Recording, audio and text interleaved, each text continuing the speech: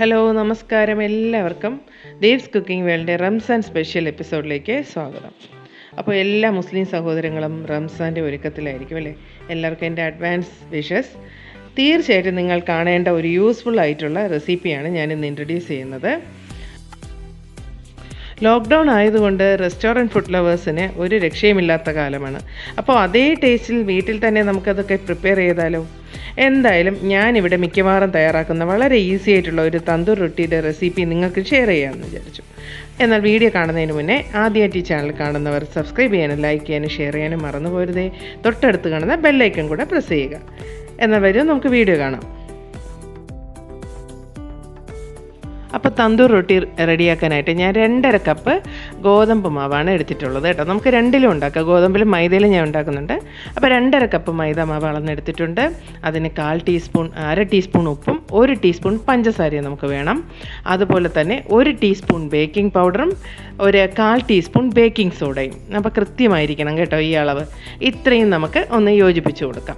ഈ 4 ഇൻഗ്രീഡിയൻസും ഇട്ട് നമുക്ക് നന്നായിട്ടൊന്ന് മിക്സ് ചെയ്യാം. ഉപ്പ് നിങ്ങൾക്ക് ആവശ്യത്തിന് ഇടാം കേട്ടോ, ഒരുപാട് കൂടണ്ട. ഇത്രയും ഇട്ട് നന്നായിട്ടൊന്ന് മിക്സ് ചെയ്യണം, കാരണം ഇത് എല്ലായിടത്തും ഈവണായിട്ട് വരണം. ഇനി നമുക്ക് വേണ്ടത് 1/2 കപ്പ് തൈരാണ് കേട്ടോ. പുളിച്ചതോ പുളിക്കാത്തതോ ആയാലും കുഴപ്പമില്ല, ഒരുപാട് പുളിക്കണ്ട. അപ്പോൾ ആ തൈരും കൂടെ ഇട്ടിട്ട് നമുക്ക് പുട്ടിനൊക്കെ മാവ് ശരിയാക്കുന്ന പോലെ ഒന്ന് എല്ലായിടത്തും ഒന്ന് മിക്സ് ചെയ്ത് കൊടുക്കാം. എന്നിട്ട് നമുക്ക് ഇനി ആവശ്യം വെള്ളമാണ് കേട്ടോ. നമുക്ക് ചപ്പാത്തി കുഴയ്ക്കും പോലെ മതി, പക്ഷേ വെള്ളം ഒരുപാട് എടുത്ത് നമ്മൾ ആദ്യമേ ഒഴിക്കേണ്ട. കുറേശ്ശെ നനച്ചു കൊടുക്കാം. എന്നിട്ട് നമുക്ക് ചപ്പാത്തിക്കൊക്കെ കുഴയ്ക്കുന്ന രീതിയിലൊന്ന് കുഴച്ചെടുക്കണം. അപ്പം വെള്ളം കൂടാതെ ശ്രദ്ധിക്കുക കേട്ടോ. എനിക്ക് ഒരു 1/4 കപ്പ് വെള്ളവും 1/2 കപ്പ് തൈരുമാണ് ഈ 2.5 കപ്പ് മാവിന് ആവശ്യമായിട്ട് വന്നത്.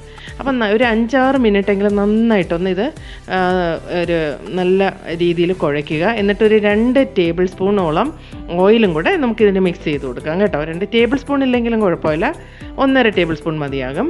എന്നിട്ട് നന്നായിട്ട് മിക്സ് ചെയ്ത് നമുക്കിനി 1 മണിക്കൂർ ഇതൊന്ന് റെസ്റ്റ് ചെയ്യാൻ വെക്കണം. അപ്പോൾ അത് നന്നായിട്ട് കാറ്റ് കയറാതെ അടച്ച് വെക്കുക. ഇനി നമുക്ക് വെക്കുന്നതിന് മുന്നേ മാവ് ഡ്രൈ ആകാതിരിക്കാൻ ഒന്നുകൂടെ കുറച്ച് ഓയിലൂടെ നമുക്ക് സ്പ്രെഡ് ചെയ്ത് കൊടുക്കാം കേട്ടോ. എന്നിട്ട് ഇതുപോലെ നമുക്കൊന്ന് അടച്ചു വെക്കാം. ഒരു പ്ലേറ്റ് കൊണ്ട് അടച്ചാലും മതി കേട്ടോ. ഞാൻ അതേപോലെ തന്നെ മൈദാ മാവും എടുത്തിട്ടുണ്ട്. സെയിം അളവിൽ 2.5 കപ്പ് മൈദാ മാവും ഞാൻ എടുത്തിട്ടുണ്ട് കേട്ടോ. അപ്പോൾ കുറഞ്ഞത് ഒരു 1 അവർ നമുക്കിത് റെസ്റ്റ് ചെയ്യാൻ വയ്ക്കാം കേട്ടോ. ഞാൻ കൂടുതൽ സമയം എടുത്തു. എത്ര ഇരിക്കുന്നോ അത്രയും സോഫ്റ്റ് ആവും. അപ്പോൾ ഇത് 1.5 അവറായി. ഞാനിത് ഒന്ന് മാറ്റി നോക്കുകയാണ്. നല്ല സോഫ്റ്റായിട്ട് വന്നിട്ടുണ്ട്. 2 ഡൗ നല്ല സോഫ്റ്റായിട്ട് വന്നിട്ടുണ്ട്. ആദ്യം നമുക്ക് ഗോതമ്പ് മാവിലെ റൊട്ടി തയ്യാറാക്കാം. എങ്ങനെയാണെന്ന് നോക്കിക്കോളൂ. നമുക്ക് ആദ്യം വീണ്ടും ഒന്നുകൂടെ ഒന്ന് മിക്സ് ചെയ്ത് കൊടുക്കാം കേട്ടോ. നന്നായിട്ടൊന്ന് യോജിപ്പിച്ച് കൊടുക്കുക. എന്നിട്ട് ദേ ഇതുപോലെ മാവ് എടുക്കുക. നമ്മൾ പെറോട്ടയ്ക്കൊക്കെ എടുക്കില്ലേ, ആ ഒരു ചപ്പാത്തിയേക്കാളും കുറച്ചുകൂടെ ഒരു ഘനത്തിന് വേണം പരത്താനായിട്ട്. കുറച്ച് മാവ് കൗണ്ടർ ടോപ്പിലിട്ടു. നിങ്ങൾക്ക് ചപ്പാത്തി പലകയിലും പരത്താം കേട്ടോ. എനിക്കിതാണ് സൗകര്യം. അപ്പോൾ ഇങ്ങനെ പരത്താം. സാധാരണ ചപ്പാത്തി പരത്തും പോലെ റൗണ്ടായിട്ടൊന്ന് പരത്തിയെടുക്കാം. അപ്പോൾ നമ്മൾ തന്തൂർ റൊട്ടി ഉണ്ടാക്കുമ്പോൾ നിങ്ങൾ സ്പെഷ്യലായിട്ട് ശ്രദ്ധിക്കേണ്ട ഒരു കാര്യം എന്ന് വെച്ചാൽ അയണിൻ്റെ ഒരു തവ വേണം എടുക്കാൻ കേട്ടോ. സാധാരണ നമ്മൾ ഇനി ഇതുകൂടെ ശ്രദ്ധിക്കണേ. 1 ടീസ്പൂൺ വെള്ളം കൂടെ ഞാൻ ഒരു സൈഡിലോട്ട് സ്പ്രെഡ് ചെയ്ത് കൊടുക്കുന്നുണ്ട്, 1 ടീസ്പൂണിൽ കൂടുതൽ. എന്നിട്ട് ആ വെള്ളം വന്ന ഭാഗം നമുക്ക് തവയിലോട്ട് വെച്ച് കൊടുക്കാം.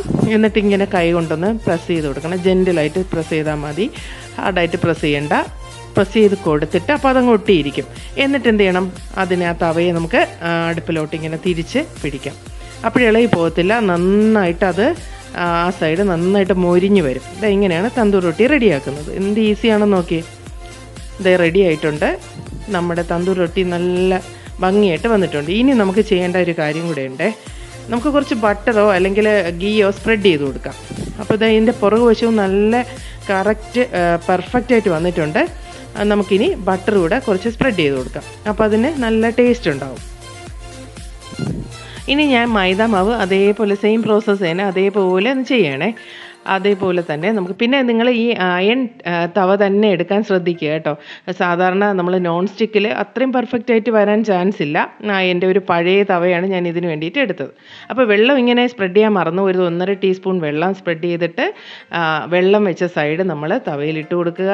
നന്നായിട്ട് പ്രസ് ചെയ്യുക. എന്നിട്ട് ഇങ്ങനെ തിരിച്ചു പിടിച്ച് കൊടുക്കുക. ഇത്രയേ ഉള്ളൂ. വളരെ എളുപ്പത്തിൽ റെഡിയാക്കാം. നമുക്ക് അതിൻ്റെ ടേസ്റ്റ് എനിക്ക് പറഞ്ഞറിയിക്കാൻ വയ്യ. ഇൻക്രെഡിബിൾ ആയിട്ടുള്ളൊരു ടേസ്റ്റ് തന്നെയാണിത്. ഇതിന് ഞാൻ ബട്ടർ സ്പ്രെഡ് ചെയ്ത് കൊടുക്കുന്നുണ്ട് കേട്ടോ. എല്ലാത്തിനും നിങ്ങൾക്ക് ബട്ടർ വേണമെങ്കിൽ സ്പ്രെഡ് ചെയ്യാം. ശരി, നമ്മുടെ റൊട്ടി ഇവിടെ റെഡി ആയിട്ടുണ്ട്.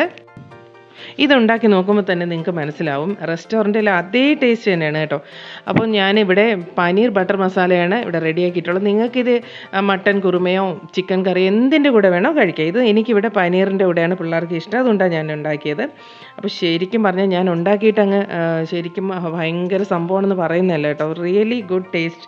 അപ്പോൾ എന്തായാലും നിങ്ങളിത് റംസാൻ ഇതൊന്ന് ട്രൈ ചെയ്ത് നോക്കുക, എല്ലാവർക്കും ഇഷ്ടമാകും.